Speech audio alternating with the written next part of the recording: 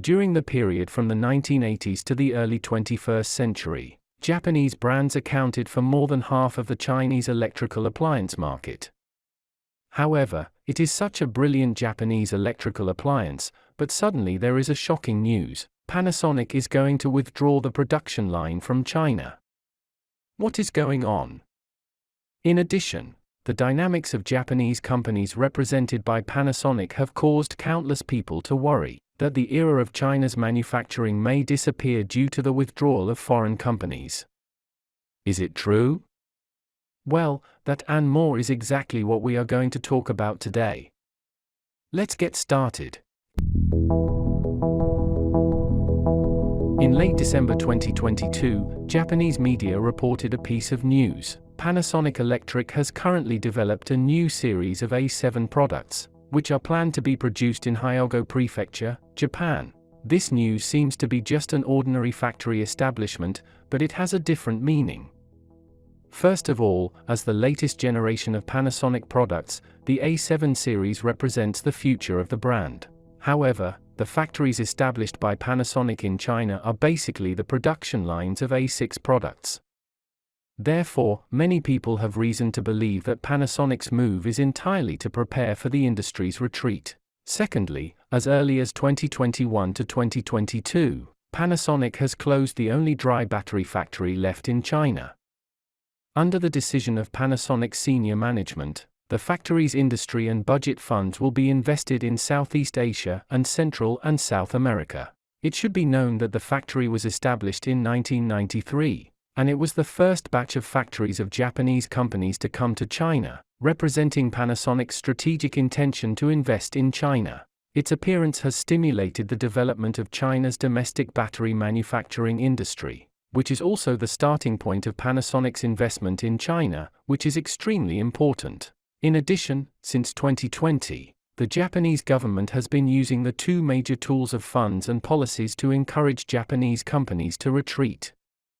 Especially after the United States hyped up, made in the United States, and using domestic products. Japan even spent $10 billion for the repatriation of enterprises and the expansion of exports. Therefore, the dynamics of Japanese companies represented by Panasonic, coupled with the attitude and policy orientation of the Japanese government, have caused countless people to worry that the era of China manufacturing may disappear due to the withdrawal of foreign companies. But is this really the case?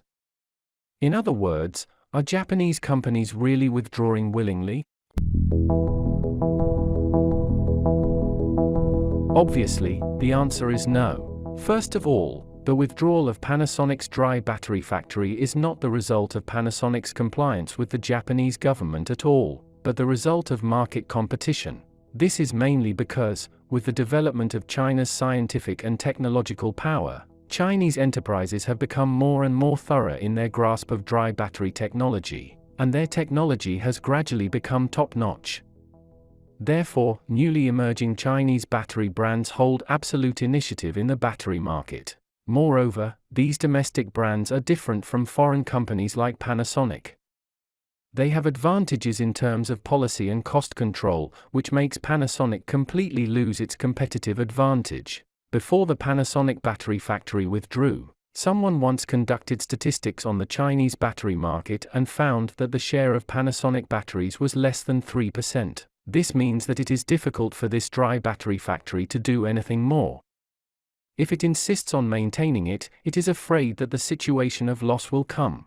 Therefore, Panasonic plans to advance the resources of the dry battery sector to Brazil and India, countries with backward domestic batteries, in order to maintain the profit and vitality of Panasonic batteries. As for the Japanese localization of the A7 production line, it is actually more like a helpless move. When Panasonic Group adjusted its production line, it made a special explanation, saying that this move was to meet the huge demand of the automation downstream robot and semiconductor industry.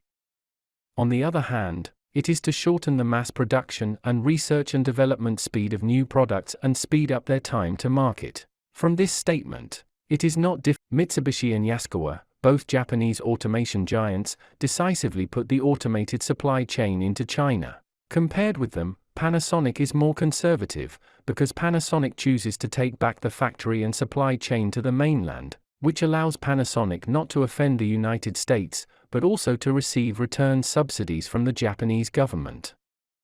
If there is another conflict between China and the United States, Panasonic can also wait for an opportunity to adjust. Therefore, Panasonic's adjustment on the A7 production line cannot be regarded as a departure in the true sense. At best, it is a strategic adjustment for self-protection. So, will this lead to the decline of China's manufacturing era?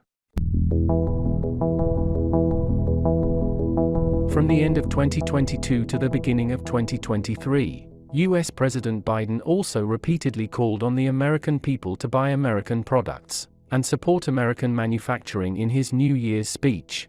Once this appeal was issued, netizens around the world were greatly shocked, and netizens in the United States even expressed extremely dissatisfied negative emotions about it.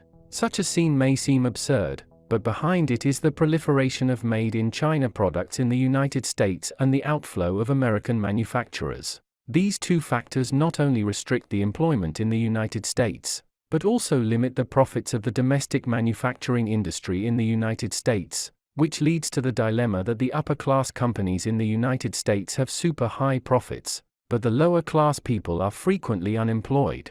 And this situation also exists in Japan. As we all know, Japan is a very aging country.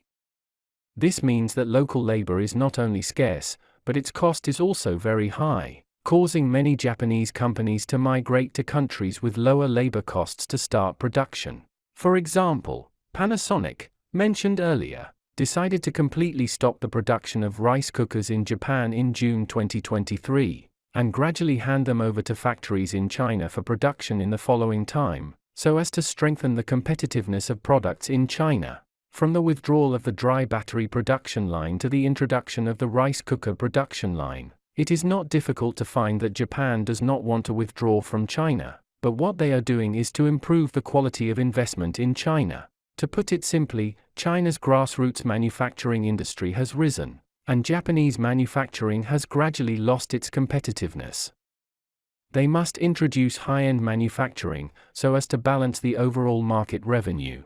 Also doing this, there are South Korea and Germany. For example, Samsung, a Korean manufacturing giant, chose to increase its investment in China in order to gain more market share in China. The group plans to build factories and set up sales departments in Suzhou, Lebanon, and Shanghai to further increase the market share of its products in China. Competitiveness. Another example is the German manufacturing giant Siemens, who also attaches great importance to investing in China. According to the latest news, Siemens is preparing to start a multinational project called Marco Polo. The core purpose of this project is to relocate part of Siemens' production lines and design departments to China in order to better study the Chinese market and manufacture German products that are suitable for Chinese people. With the entry of these high-end production lines of foreign companies, Chinese manufacturing companies can also learn a lot from them, especially in the design and definition of products, as well as the application of technology. This indicates that Chinese manufacturing will reach new heights. Okay, that's all for today.